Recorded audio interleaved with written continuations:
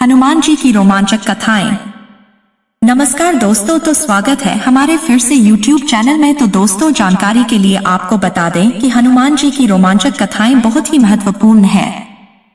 तो दोस्तों, क्या आपको इसके बारे में पता है? अगर पता नहीं है तो हम आपको इस वीडियो में बताते हैं। लेकिन उससे पहले दोस्तों, अगर आपने अभी तक मेरे चैनल को लाइक, सब्सक्राइब और कमेंट में जय श्री राम नहीं लिखे हैं तो कृपया जल्द से जल्द लिखें। तो दोस्तों, बजरंगबली भगवान श्री राम के परम भक्त माने गए हैं और कलयुग के जागृत देवताओं में भी शामिल है। भगवान श्री राम ने उन्हें कलयुग के अंत तक धरती पर ही रहने का निर्देश दिया था और यही कारण कि बजरंगबली के समक्ष जो भी कष्ट उनके भक्त रखते हैं वह उसे जरूर हर लेते हैं। बजरंगबली को इसी कारण से संकट मोचन भी कहा जाता है। मंगलवार और शनिवार को हनुमान जी की पूजा करने का विशेष दिन होता है। इतनी बातें तो अमूमन हनुमान जी के सभी भक्त जानते हैं, लेकिन कुछ और भी रोचक बातें हैं जो उनके भक्तों को जरूर जानना चाहिए। तो आइए आज आपको उनसे जुड़ी कई बातों से परिचित कराएं। हनुमान जी के 5 सगे भाई भी थे। पुराणों में वानर राज केसरी के 6 पुत्रों का जिक्र मिलता है और इसमें हनुमान जी सबसे बड़े थे। उनके बाकी 5 भाई विवाहित भी थे। हनुमान जी के 5 भाइयों में मतिमान, श्रुतिमान, केतुमान, गतिमान और धृतिमान शामिल थे। इसलिए इनके भाइयों का वंश अब भी चलता है। हनुमान जी माँ एक अप्सरा थी, लेकिन एक ऋषि ने उनकी माँ अंजना को श्राप दिया था कि वह जब भी किसी से प्रेम करेंगी तो उनका मुंह वानर के समान हो जाएगा।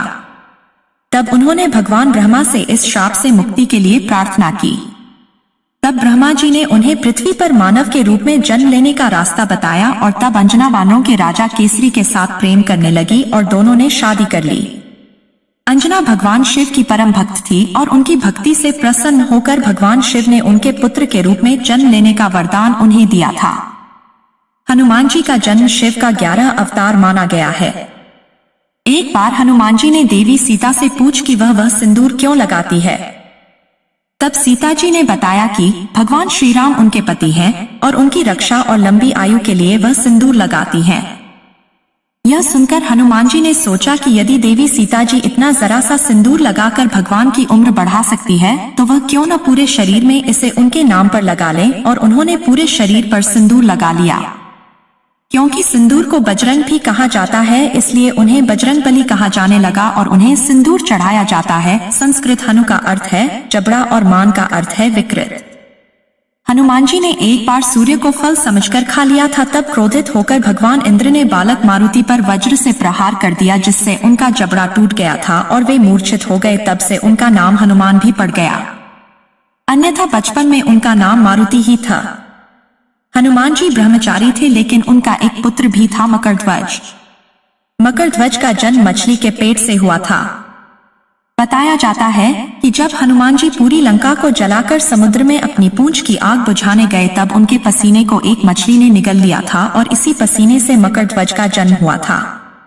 एक दंतकथा के अनुसार एक बार नारद जी के कहने पर हनुमान जी ने विश्वामित्र को छोड़कर सभी संतों का स्वागत किया, लेकिन उनका नहीं। एक समय विश्वामित्र राजा हुआ करते थे। यह देख विश्वामित्र काफी नाराज हुए और उन्होंने भगवान राम से हनुमान जी को मृत्यु दंड देने के लिए कहा। विश्वामित्र भगवान के गुरु थे, इसलिए वह उनकी बात को टाल नहीं सकते थे। तब उन्होंने हनुमान जी पर बाणों की बौछार कर दी। यह देख हनुमान जी तुरंत श्री राम का नाम जपने लगे और सभी बाण वहां से लौट गए। तब यह देखकर भगवान ने ब्रह्मास्त्र चला दिया, लेकिन ब्रह्मास्त्र भी ध्यानमग्न हनुमान जी की प्रदक्षिणा कर वापस लौट आया। इसके बाद विश्वामित्र भी भगवान के सामने नतमस्तक हो गए। क्या आपको पता है कि वाल्मीकि रामायण के अलावा भी हनुमान जी ने रामायण की रचना की थी और ये वाल्मीकि रामायण की तुलना में बेहतर भी थी। लंका विजय के बाद भगवान राम का राज्याभिषेक कराकर हनुमान जी हिमालय पर्वत पर चले गए और यहीं पर हिमालय की पहाड़ों पर अपने नाखूनों से उन्होंने भगवान श्री राम की कहानी लिखी। कथा के अनुसार जब महर्षि वाल्मीकि अपनी रचित रामायण को हनुमान जी को दिखाने के लिए गए तब उन्होंने दीवारों पर वर्णित रामायण देखा और इसे देखकर वह उदास हो गए, क्योंकि वह रामायण बहुत ही श्रेष्ठ थी। वह जानते थे कि उनकी रामायण को कोई वाचन नहीं करेगा, लेकिन जब हनुमान जी ने जब वाल्मीकि की तकलीफ को जाना तो उन्होंने इसे तुरंत मिटा दिया। हनुमान जी का जन्म पवन देव की कृपा से हुआ था और भीम का जन्म भी पवन देव की कृपा से ही हुआ था। इस लिहाज से दोनों एक दूसरे के भाई हुए।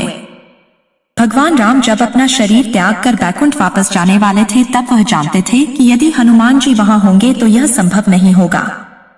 तब श्री राम जी ने अपनी एक अंगूठी को पाताल लोक में गिरा दिया और हनुमान जी को उसे ढूंढकर लाने को कहा।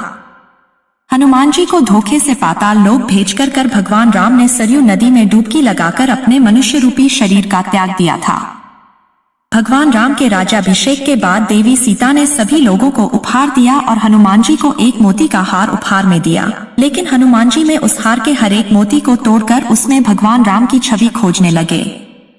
जब वे भगवान राम को उसमें नहीं पा सके तो उन्होंने इस उपहार को नकार दिया।